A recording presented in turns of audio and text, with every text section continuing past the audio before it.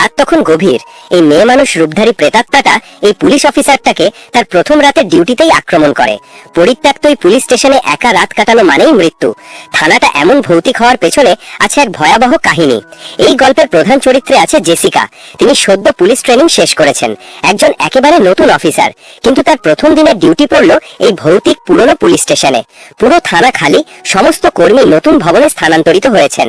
এই ভবনটি স্থায়ীভাবে বন্ধ করার আগে শেষ শিফটের দায়িত্ব দেওয়া হয়েছে জেসিকাকে। সে তার গাড়িতে বসে মায়ের সাথে ফোনে কথা বলছে। মা খুবই চিন্তিত, কারণ জেসিকার বাবাও একজন পুলিশ অফিসার ছিলেন এবং তিনি ডিউটিতে মারা যান। মা চান না মেয়েও এই ঝুঁকিপূর্ণ পেশায় আসুক। জেসিকা কথা বাড়াতে চাইলেন না, তাই ফোনটি কেটে দিলেন। এরপর দ্বিধা নিয়ে তিনি স্টেশনের ভেতরে প্রবেশ করলেন। পুরো ভবন জুড়ে কেবল নীরবতা, ফাঁকা ডেস্ক আর চেয়ারগুলো যেন আতঙ্ক ছড়াচ্ছে। নতুন এবং একা একজন মেয়ের জন্য এই পরিবেশ অত্যন্ত ভীতিকর। ঠিক তখনই একটি কোণা থেকে একটি কণ্ঠস্বর ভেসে এলো। কেউ যেন চিৎকার করছে, গালাগালি করছে। জেসিকা সাবধানে এগিয়ে দেখে একজন লোক দাঁড়িয়ে, পরনে সার্জেন্টের ইউনিফর্ম। লোকটি জেসিকার দিকে না তাকিয়েই বললেন, ঘুরে দাঁড়াও এবং থামো। জেসিকা ঘাবড়ে গেলেন। তিনি হলেন সার্জেন্ট কোহেন। কোহেন জেসিকাকে বুঝিয়ে দিলেন, এটা নতুন থানা নয়, এটি সেই পুরনো থানা। জেসিকা হলেন এই থানার শেষ প্রহরী। সমস্ত ফোন কল ইতিমধ্যে নতুন স্টেশনে ডাইভার্ট করা হয়েছে।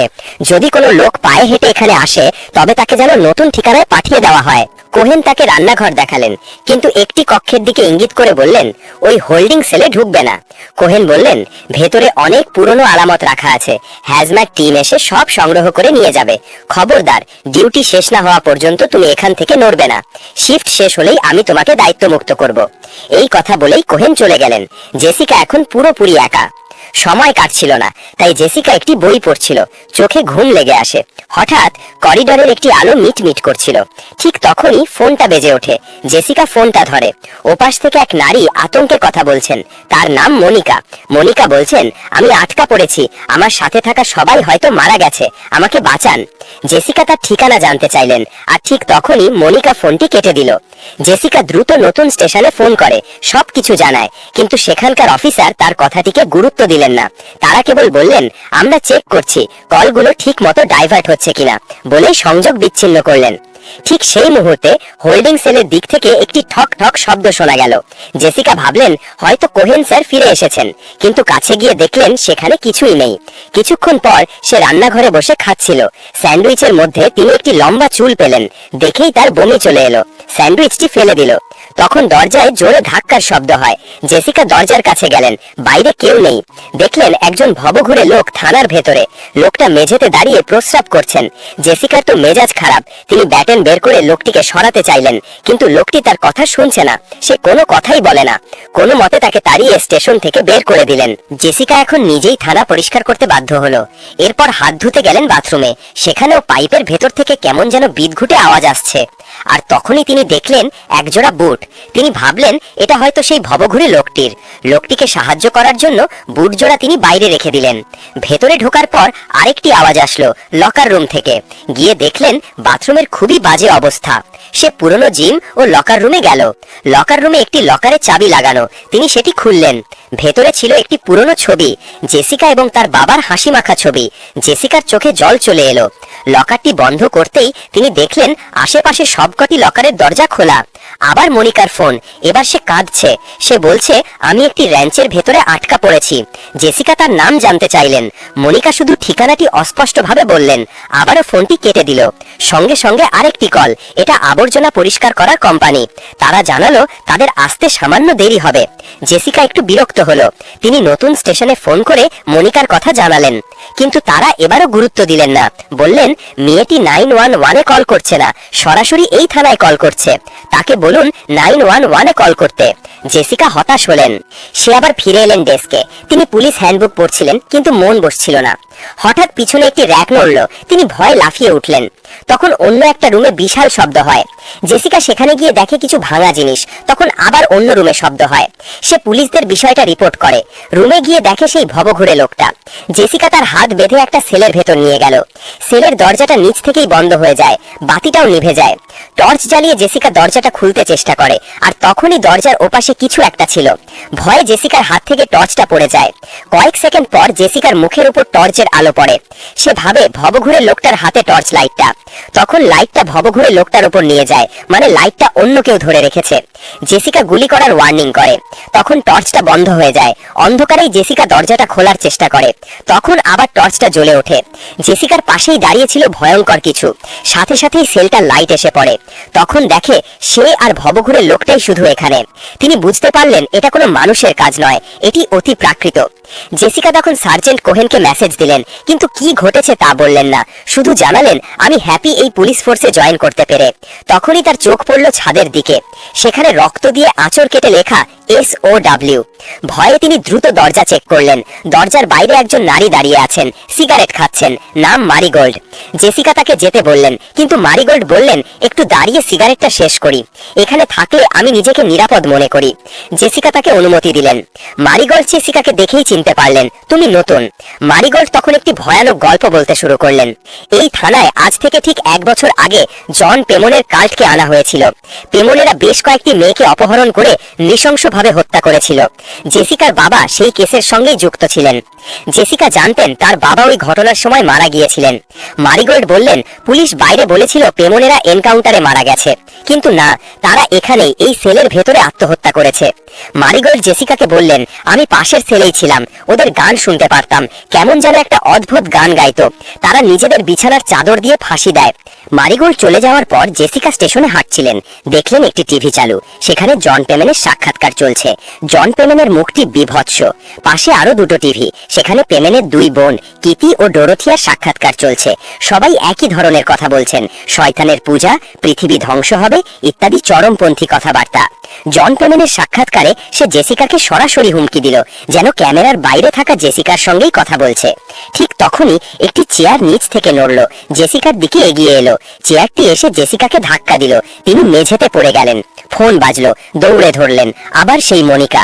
মনিকা বলছেন সবাই মরে গেছে, তারা সেই গানটা গাইছে। জেসিকা তাকে 911-এ কল করতে বললেন। মনিকা পারলেন না। জেসিকা বললেন, পালাও এবং লুকিয়ে থাকো। কল কাটার ঠিক আগে জেসিকা মনিকাকে জিজ্ঞেস করলেন, তুমি কি জন পেমেনের নাম শুনেছ? মনিকা বললেন, হ্যাঁ শুনেছি। জেসিকা বুঝতে পারলেন সবকিছুর মধ্যে একটি যোগসূত্র রয়েছে। তিনি আবার নতুন স্টেশনে ফোন করলেন, মনিকার কলের সব বিস্তারিত জানালেন।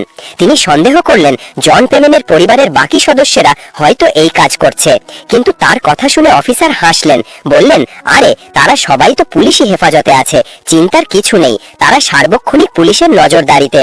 একটা রেফারেন্স নম্বর পেয়ে সে ফোনটা রেখে দিল। জেসিকা স্পষ্ট শুনতে পেল কেউ যেন শীষ দিচ্ছে। তিনি একটি অফিসের রুমে ঢুকলেন। চেয়ারগুলো সব ঠিকঠাক ছিল, কিন্তু যেই না তিনি বাইরে তাকিয়ে আবার ভিতরে তাকালেন, চেয়ারগুলো পুরোপুরি এলোমেলো। জেসিকা রেগে গেলেন। তিনি ভাবলেন অন্য পুলিশ অফিসাররা তাকে নিয়ে মজা করছেন। থানার ঘন্টা বাজলো। একজন অফিসার বাইরে দাঁড়িয়ে। জেসিকা তার উপর ক্ষিপ্ত হলেন, এইসব আপনাদের কাজ তাই না? আপনারা আমাকে নিয়ে মজা করছেন? অফিসারটি অবাক। তিনি বললেন, কিসের মজা? আমি তো কিছুই জানি না। তিনি নিজের পরিচয় দিলেন, নাম প্রাইস। বললেন, আমি তোমাকে দেখতে এসেছি। জেসিকা কিছুটা শান্ত হলেন। তারা স্টেশনের ভেতরে প্রবেশ করলেন। প্রাইস জিজ্ঞেস করলেন, তোমার শিফট কেমন কাটছে? জেসিকা তখন ভবঘুরে লোকটির কথা বললেন। প্রাইস হাসলেন, বললেন, আরে এমন ঘটনা তো অহরহ ঘটে। জেসিকা সামান্য স্বস্তি পেলেন। প্রাইস তখন আসল কথাটি বললেন। বললেন, আসলে আমি তোমার বাবাকে চিনতাম, আমরা একসাথে কাজ করতাম। জেসিকা নড়ে চড়ে বসলেন। আপনি কি সেই রাতে আমার বাবার সাথে ছিলেন? প্রাইস বললেন, হ্যাঁ ছিলাম। প্রাইস বলতে শুরু করলেন, তারা যখন ঘটনাস্থলে পৌঁছান তখন ভেতরে মেয়েরা বাঁচার জন্য চিৎকার করছিল। কোনো ব্যাকআপ ছাড়াই তারা দুজন ভেতরে প্রবেশ করলেন। জেসিকার বাবা পেমনের কাল্টকে আটকে রেখেছিলেন। এই সুযোগে প্রাইস কয়েকটি মেয়েকে অক্ষত অবস্থায় বের করে আনেন। তোমার বাবা খুব ভালো অফিসার ছিলেন। কিন্তু প্রাইস যেই না ঘুরে দাঁড়ালেন, জেসিকা দেখলেন তার মাথায় একটি বিশাল গর্ত, গুলির আঘাত, মানে প্রাইস একজন প্রেতাত্মা। প্রাইস জানালার পাশ দিয়ে হেঁটে উধাও হয়ে গেলেন। এবার জেসিকা বুঝতে পারলেন এটা কোনো মজা নয়, এটা সত্যিই একটি ভুতুড়ে অভিজ্ঞতা। স্টেশনের চারপাশ থেকে আওয়াজ আসছে, ফিসফিসানি। জেসিকা তার পিস্তলটি বের করলেন। তাকে যে কোনো মূল্যে বাঁচতে হবে। হঠাৎ তিনি দেখলেন একজন লোক করিডোরে হাঁটছেন। এরপর লোকটা শূন্যে ভাসতে শুরু করলো, একদম অস্বাভাবিকভাবে নড়ছে। কিন্তু তখনই শুনলেন ভবঘুরে লোকটি সেলের ভেতর থেকে চিৎকার করছে, আমাকে বের করুন, বাঁচান, আমাকে একা রাখবেন না। জেসিকা কাছে গেলেন। কি হয়েছে তোমার? জেসিকা দেখলেন সেলের ভেতর ভেতরে আরো 3 জন লোক দাঁড়িয়ে, বস্তার মতো মুখ ঢাকা, শরীরে রক্ত। জেসিকা নিজেকে বললেন, এটা সত্যি নয়, এটা হতে পারে না। লোকটি তখন জেসিকার কাছে কাকুতি মিনতি করলেন, দয়া করে আমাকে একা রেখে যাবেন না। জেসিকা আবার সেই গানের সুর শুনতে পেলেন। হাঁটা অবস্থায় কেউ যেন তার পিছু নিচ্ছিল। রুমে দেখলেন কয়েকজন মেয়ে গোল হয়ে বসে সেই গান গাইছে। তাদের মুখ সাদা কাপড়ে ঢাকা। তারা ঘুরে জেসিকার দিকে তাকালো।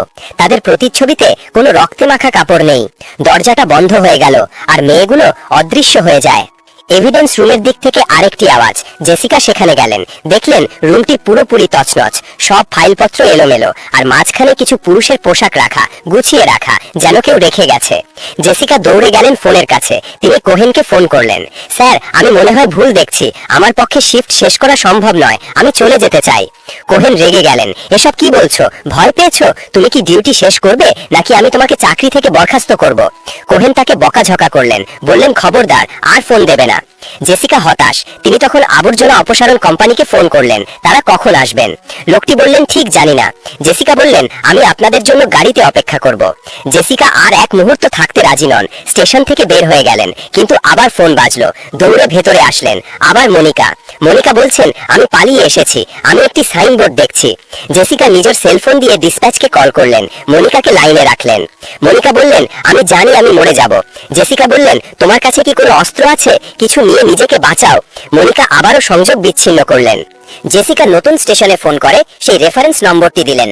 মনিকার কলের সব কথা বলল।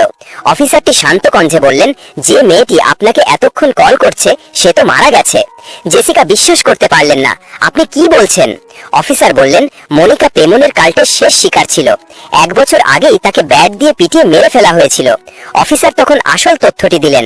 বললেন, পেমনেরা এই থানায় আত্মহত্যা করেছিল। এরপর থেকেই এখানে সব অদ্ভুত ঘটনা ঘটে, যার কারণে আমরা এই ভবন ছেড়ে দিচ্ছি। কথা শেষ না হতেই জেসিকার পিছনে একটি ছবি পড়ল। জেসিকা ফোন কেটে দিল। ছবিটা তার মারা যাওয়া বাবার, একটি ময়না তদন্তের ছবি।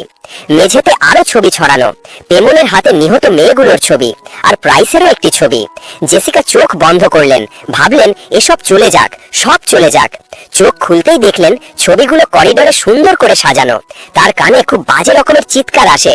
পেমনের পরিবারের মুখগুলো ভেসে উঠল তার মনে। হঠাৎ সব ছবিতে আগুন জ্বলে উঠল, আর জেসিকা জ্ঞান হারালেন। জেসিকার জ্ঞান ফিরল। সে ফোনটি ধরলেন। জেসিকার মা ক্ষমা চাইছেন তার বাবার কথা তোলার জন্য। জেসিকা তখন টের পেল তার পিস্তলটি নেই। তিনি সামনে তাকালেন। করিডোরে কেউ যেন হাঁটছেন। তিনি তাকে অনুসরণ করলেন, কিন্তু তখনই তাকে কেউ আঘাত করল। জেসিকার জ্ঞান ফিরল একটি ইন্টারভিউ রুমে। তার সামনে এক মেয়ে। মেয়েটি বলছেন, আমি জন পেমনের জন্য সবকিছু করতে পারি। আজ তো তার মৃত্যুর 1 বছর পূর্তি। মেয়েটি জেসিকার পিস্তলটি নিলেন, বললেন, আমি সেলিব্রেট করতে চাই। মেয়েটি সঙ্গে সঙ্গে নিজের মাথায় গুলি করলেন, মারা গেলেন। জেসিকা কাঁপতে কাঁপতে মেয়েটির কাছ থেকে তার পিস্তল ফেরত নিল। ফোন বাজলো। আবার মনিকা। জেসিকা বললেন, তুমি তো মৃত। মনিকা হাসতে শুরু করে। হাসির সঙ্গে সঙ্গে ব্যাট দিয়ে আঘাত করার শব্দ। সেই শব্দ জেসিকার চারপাশে। টেবিলের নিচে তাকিয়ে দেখে মনিকার ভূত। জেসিকা পালানোর চেষ্টা করলেন, দরজায় গুলি করলেন, কিন্তু দরজা ভাঙে না। আবার ফোন বাজলো। এবার তার বাবা কল করেছেন। বাবা বললেন, তুমি আমার মতোই সাহস দেখাও, কিন্তু কেন পালানোর চেষ্টা করছো? আমি তো এই কাজের জন্য জীবন দিয়েছি। জেসিকা বলল, আমি দুঃখিত, আমি আর পালাবো না। বাবা বললেন, শোনো, যে আমাকে খুন করেছিল সে এখনো এই বিল্ডিং এর ভেতরে আছে। তোমাকে তাকে শাস্তি দিতে হবে। ঠিক তখনই ভবঘুরে লোকটি পাশ দিয়ে হেঁটে গেল। জেসিকা জিজ্ঞেস করলেন, কিভাবে বেরোলে সেল থেকে? তাকে ধরতে গেলেন, কিন্তু লোকটি বাতাসে মিলিয়ে গেল। জেসিকা দৌড়ে গেলেন সেলে। ভবঘুরে লোকটি মারা গেছেন, ফাঁসিতে ঝুলছেন, আর দেওয়ালে রক্ত দিয়ে লেখা কিং অফ হেল। জেসিকা রেডিওতে সাহায্য চাইলেন। শুধু ঘর ঘর শব্দ, একটি চিৎকার, আর সেই গানটি। রেডিও থেকে রক্ত বের হলো, পাশে একটা ভূত। জেসিকার সামনে দৃশ্যপট এলো। জন পেমনের কাল্ট সেলের ভেতরে আত্মহত্যা করছে।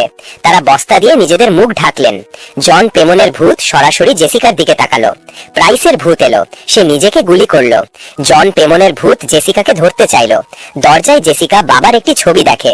বাবা আবার কল করলেন, ওরা আসছে, তোমাকে তাদের থামাতে হবে যে কোনো মূল্যে। তখনই কয়েকটি হুড পরা লোক স্টেশনের ভেতরে প্রবেশ করলো। জেসিকা মনে করলেন, এরাই পেমনের কাল্ট। সে গুলি চালালো। জেসিকা একজনের পিছু নিলেন, সে তাকে গুলি করে, তারপর আর একজনকে ধরে। সে শয়তানের নাম উচ্চারণ করতে শুরু করলো। জেসিকা তাকেও গুলি করে, কিন্তু তখনই জেসিকার পেছনে একজন দাঁড়ানো, সার্জেন্ট কোহেন। কোহেন তার পিস্তল তাক করে আছেন। জেসিকা যে লোকগুলোকে তিনি মেরেছেন তারা হুড পরা ছিল না, তাদের পরনে ছিল হ্যাজমার্ট টিমের পোশাক, আবর্জনা পরিষ্কার করার কোম্পানি। জেসিকা ভুল দেখছিল, কাল্টের প্রেতাত্মা তাকে হ্যালুসিনেশন দিয়েছে। কোহেন জেসিকাকে গুলি করলেন। জেসিকা মেঝেতে বসে পড়ে, রক্ত ঝরছে। কোহেন তখন ডিসপ্যাচকে ফোন করলো। জেসিকা তখন গুনগুন করে সেই জন পেমনের কাল্টের গানটা। 3টি পেমনের ভূত তার পাশে এলো, তারা জেসিকাকে নিয়ে গেল। জেসিকার শিফট শেষ। এখানেই শেষ হয়ে যায় এই ভয়ানক শিফটের সিনেমাটা।